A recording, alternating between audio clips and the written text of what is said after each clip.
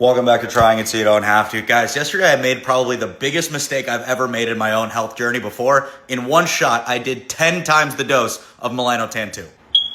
I accidentally switched the labels of the two boxes. Look, I'm not proud of it, but when I went to go do 3 milligrams of what I thought was Mot-C, it was actually 3 milligrams of Melanotan 2.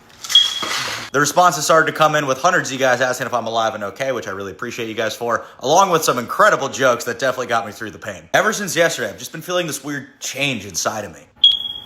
Melanotan, one of the few peptides made in the United States, was developed in order to create a way for the body to produce melanin without sun exposure, targeting our melanocytes, the cells in our skin responsible for producing our pigmentation. Dark as a motherfucker. They later found that it has another effect. All the participants were seeing huge responses in their MC3R and their MC4R, the two receptors in your brain responsible for appetite suppression and erections. About to be bricked up. Effectively finding a drug that made people tan, skinny, and horny. Talk about marketability. I've used it myself several times, primarily just for the skin darkening.